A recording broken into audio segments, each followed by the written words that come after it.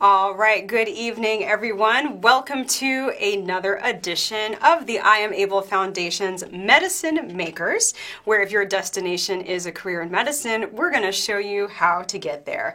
I am your host for the evening, Dr. Renee Roberts, board-certified family medicine physician, and I'm also a physician mentor with the I Am Able Foundation. We're super excited tonight to welcome our guest here in the studio. Thanks for having me. Thank you. This is Ishmael Mendoza. He is actually a I Am Able mentee, and he is also a pre-medical student. And today we are going to be talking about the I Am Able Foundation's recent trip to the beautiful Havana, Cuba. Yep. Yes, we actually did a Cuba healthcare tour at the beginning of last month. And we are here to teach you all about the Cuban healthcare system. No passport needed. All right, so thank you again. Welcome, Ishmael. And just a reminder, you are watching us right now on CAN TV. That's channel 21. If you're on AT&T, you're looking at us on channel 99. You can also stream us live at www.cantv.org/hotline. And just so you know, you see a phone number down at the bottom of your screen. This is a live call-in show, so if you have questions for myself or for Ishmael tonight, please feel free to give us a call. The phone number is area code 312-738-1060. So just a little bit about us. Again, we are both with the I Am Able Foundation. It is a Chicago-based nonprofit organization that is helping to raise the next generation of healthcare heroes. So you are in luck because we're actually currently recruiting for our next class of mentees. So if you are a high school student, a college student, or post-baccalaureate student and are interested in pursuing a career in medicine, please consider joining the I Am Able Foundation. You can head on over to the I Am Foundation website, which is www.iamable.org, and ABLE is spelled A-B-E-L. We are actually, again, in the process of recruiting for our next class, and I believe our applications will be due March 1st. Okay, well, we're going to go ahead and dive into our lovely topic tonight because Ishmael and I actually had a chance to travel together to Havana, Cuba. But before we talk about Havana, since we have the pleasure of having a student here, Ishmael, why don't you tell us a little bit about your involvement with the I Am Able Foundation? For sure. I would say that my joining of the foundation was really by a stroke of luck. So I enrolled in the City Colleges of Chicago last year, so that was my freshman year. And by chance, my biology professor first semester happened to be in touch with Dr. Conway. So he set up a direct connection between me and Dr. Conway, and that allowed me and then one of my other friends I met, Justin, to kind of apply for I Am Able Foundation. And so many roads and opportunities have just unfolded since. So I got to just partake in all the different workshops and history-taking courses that I Am Able Foundation offers on its monthly Saturday meetings, and I also got to get involved with Medicine Makers. Excellent. Well, we are super excited to have you a part of the organization. And again, he mentioned Dr. Lamenta Conway. That is our CEO and founder. She also has family ties to Havana, Cuba, and takes a group of students as well as non-students, because I'm not a student anymore. I'm a physician, but we had a couple of physicians on our trip as well, but we took a trip to Cuba. So for those of you that need a quick geography lesson, Cuba, it's an island. It's in the Caribbean, 90 miles south of the United States, with a population of about 11 million people, and about 2 million of those are centered in the capital city of Havana. So we actually went to Cuba January 16th through the 13th. There was about 10 of us, I believe, on the trip. Our founder, Dr. Conway, myself, one other physician. We had 4 pre-medical students, including Ishmael here. Actually, one of them was in high school, so we did have a high school student travel with us. We also had a nurse practitioner, as well as a lovely couple, a husband and wife couple that are supporters of the foundation. So Of course, a lot of you may know or may not know, how do we travel to Cuba? That is a question that a lot of you may have. So you actually can travel to Cuba. I know there's been a lot of talk about being able to go. Can't go there by cruise ship, but you can fly, and that's how we got there. Just for a quick history lesson, we know Cuba and the United States have obviously had quite a tumultuous history, if you will, and with the Cuban Revolution that occurred in the early 1960s. So there was an embargo that was placed, and that did cause a lot of restrictions with regards to how Americans could obviously do trade with Cuba as well as travel to Cuba. But during the Obama administration in 2009, a lot of those travel restrictions were lifted, which allowed a lot of Americans to actually travel to Cuba. So we did have to have a passport. We did need to have a visa, but we did make it. And had a fantastic time. So the purpose of our trip was to learn about the Cuban healthcare system. And the Cuban healthcare system is actually quite unique because it underwent a massive renovation in the early 1960s with the Cuban Revolution. Believe it or not, in the early days of the revolution, about half of all of Cuba's doctors fled the country because there was so much turmoil during the Cuba Revolution. And then as Fidel Castro rose in power and was making changes, he actually established a Cuban health care system. So towards the second half of the 1960s, the Cuban healthcare system was developed and actually started to increase efforts to combat infectious diseases and increase the number of doctors. The other thing that is important to know too, that it was a little bit kind of similar to the United States, is during the 1970s and 80s, they actually created what is called a polyclinic, or policlinico, as they say in Spanish. And this would be the equivalent of like our neighborhood clinic, where you go and receive primary care services.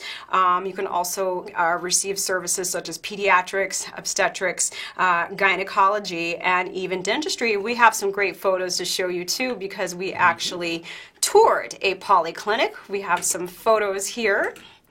Let's see here. Yes. Okay. So the entry point actually into the Cuban healthcare system begins in your local neighborhood. This is something that I found quite interesting. So a lot of the doctors will actually live in the same neighborhood as their patients. And it's called a consultorio. So it actually consists of one doctor, one resident physician. So that's a doctor that's in training and working under a doctor, and also one nurse. One thing that we learned there is that they actually keep family records, okay, instead of individual patient charts like we do here in the United States. So they actually know a lot of health information about the entire family.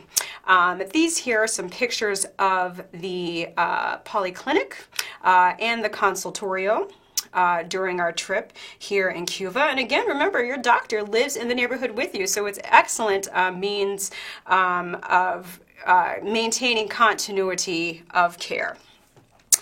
We also traveled to several hospitals while we were here in Havana. Let's see, I know we went to a maternity hospital, got to see a neonatal intensive care unit, which was very exciting as well. We also had a chance to visit, I believe it was the Clinica Garcia, yep. Which actually is a clinic that if a foreign traveler like you or myself were to go there and get ill or have an issue, or foreign dignitaries come to Cuba and end up getting sick, that is the clinic that you would go to. Is actually looked a lot like what we would have here in the United States. Had surgery specialties, cardiology, gastroenterology, ophthalmology. We definitely utilized that while we were there, because one of our students actually had an issue, and we were able to get the care that we needed while we were there. So that was a great experience as well. So one thing, Ishmael, that I'd like to ask you about, since you are a pre-medical student and about to be in the process of applying to medical school, we also had the opportunity to visit a very large medical school called ELAM, or Escuela Latinoamericana de Medicina. And I would love for Ishmael to tell us a little bit more about his thoughts about the Cuban Medical School. For sure.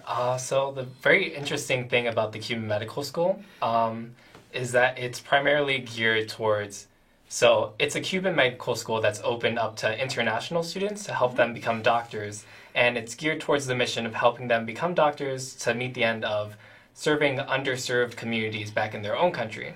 So that's essentially the ticket. So each country, there's over about 80 different partner countries or more at times within this school, and each of them potentially gives you a free medical education in order to go back into your country and serve your community, which I think is very amazing, especially for underserved or minority students, especially in the U.S., Absolutely. that the offer is also extended to. Yes, that is true. So ELAM actually is quite large. I think they have about 1,190 students, if I recall correctly. Like Ishmael said, representing over 80 countries, including students from the United States of America. Unfortunately, we didn't have a chance to speak with the students from the United States because they were in the middle of exams, and obviously the schoolwork comes first. But nonetheless, we had a great time touring the medical school and got to learn more about that as well. Cuba actually produces quite a large number of physicians each year, and that is an amazing feat. So kudos to Cuba. We're going to go ahead and keep moving because, of course, one of the things that I was just amazed with during the trip to Cuba is how many public health accomplishments Cuba has achieved. Yes. And a lot of that has to deal with, or at least starts with, the fact that Cuba offers health care to all of its citizens. I'm going to say that again. Cuba offers health care to all of its citizens completely free of charge. So it's equitable, it's accessible, and they have a universal healthcare system. So men, women, infants, children, they can get hooked into the healthcare system from the moment they are born. So we might, here in the United States, may perceive Cuba as having limited resources. It's certainly a small island, no bigger probably area-wise than the area of Pennsylvania, but they have actually beat the United States in quite a few of these public health feats. For example, didn't know if you guys knew this or not, but Cuba in 2015 was actually able to achieve a 0% maternal fetal HIV transmission. So what that means in real people talk is that they were able to eliminate women who are pregnant with HIV, transferring that HIV to their unborn baby. That is quite impressive. That actually occurred in 2015. The World Health Organization was able to confirm that. So how did they do it? Well, part of it is the fact that, again, healthcare is available to all citizens, and starting at a very early age. Prenatal care is widely accessible. There's no delay. There's no delay in pregnant women getting access to prenatal care or an obstetrician. They do HIV testing, and actually it's HIV and syphilis testing for both the mother and her partner. If that mom turns out to be HIV positive, then they are offered HIV treatment at a very early stage. They obviously will do planned cesarean sections so that we're not transmitting the HIV virus to the baby during a vaginal birth. And then as well, for those of you that didn't know, you're learning some stuff here tonight, is that HIV can actually be transmitted in breast milk. So Cuba had a big initiative for the HIV positive mothers to find breast milk alternatives so that they were not passing HIV onto their babies via breast milk. One of the other things that we learned while we were there, you may have seen it but may not have realized that's what it was. There was a picture of a baby with the infant immunization schedule. So one thing we also learned while we were there as well is that Cuba has a very robust infant and childhood vaccination program. They're vaccinating against a lot of the same things that we do here in the United States of America. And unlike here in the U.S., we we learned that Cuba does not have an anti-vaccination campaign. They are very much proponents of childhood vaccinations. So that has also helped eliminate a lot of diseases there that can be prevented with the use of vaccines. As well, because of this easier access to healthcare and free healthcare for that matter, Cuba actually beat us out by just a little bit. They actually have a longer life expectancy for both men and women. It's about 76.8 years for men and about 81.7 years for women. And that actually edges out the United States. Lastly, in terms of all your fun healthcare facts here for Cuba that you're learning tonight, with regards to the push for prenatal care, Cuba actually has one of the lowest infant mortality rates in the world, edging out the United States yet again, and about 4.4 infant deaths per 1,000 live births. So I don't know about you, Ishmael, but as a doctor, I'm pretty impressed with some of those numbers, considering that they're, you know, again, Cuba does not have all of the bells and whistles in terms of the healthcare system that we have here in the United States, but they're still doing fantastic things. So I think we have some more pictures to show the audience here about our trip. We actually had a lot of fun. Here is Escuela Latinoamericana de Medicina, or ELAM. This is the medical school that we visited. Got a wonderful tour. We had a great tour guide. The guy there in the gray sweatshirt, a black sweatshirt, was our lovely tour guide, Attila. We also had a fantastic bus driver. I believe his name was Juan Carlos, who was fantastic behind the wheel. Absolutely amazing. Absolutely amazing. What did you like best about our tour guides? I think just the honesty that they had in presenting the information to us. They didn't present the information to us to like heighten what Cuba was. We already had a good experience of like, we enjoyed Cuba, but we enjoyed the raw truth of Cuba. Yes, yes, we did. We got a tour that was fantastic. It was not sugar-coated. It wasn't full of a lot of propaganda. We got to learn about Cuba from the Cuban people themselves, which was excellent. Okay, let's keep going with our slideshow. Here, these are just more pictures. Oh, now this is a great shot. So this, believe it or not, which I was super proud of the I'm Able Foundation, we not only were touring the Cuba healthcare system, but we actually went to teach CPR to students at a local elementary school, and CPR was taught in Spanish. We have one of our able mentees here, Diana, who speaks fluent Spanish and is CPR certified, and there we see her teaching infant CPR to some students there. That was actually one of the highlights, I think, for me of the trip, was watching our able students teach CPR in Spanish. The kids were super excited. They actually sang for us too. That was adorable. Oh my gosh, very, very touching. I don't speak Spanish, I need to learn, so I don't know all the words, but I know it touched me right here. So that was a lovely time as well.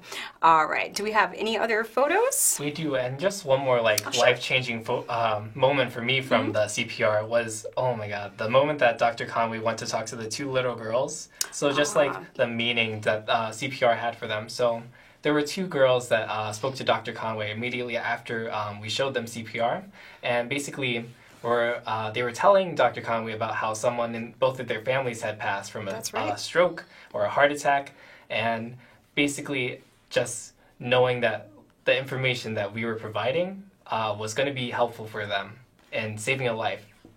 Absolutely, and this is the wonderful thing about taking trips like this and traveling, is that you don't realize just how many lives that you are impacting. And a lot of those students, maybe they will never get the opportunity to learn CPR again, maybe they will, but the great thing is that we had a chance to step in and teach them CPR, and maybe even made a future doctor or two out of some of those students. So yes, I agree with you, that was very, very touching.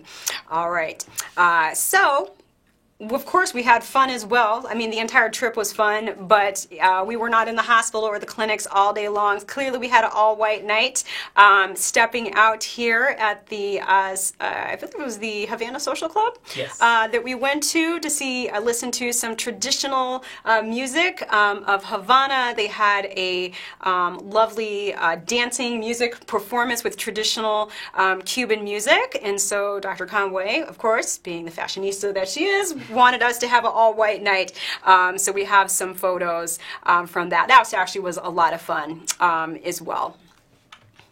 All right, and then of course our lovely tour guide Attila took us around. We got to see so much of Havana. We got to take a ride in the classic cars that you see there. They were all over the island, which was great. We got to visit the Capitol building.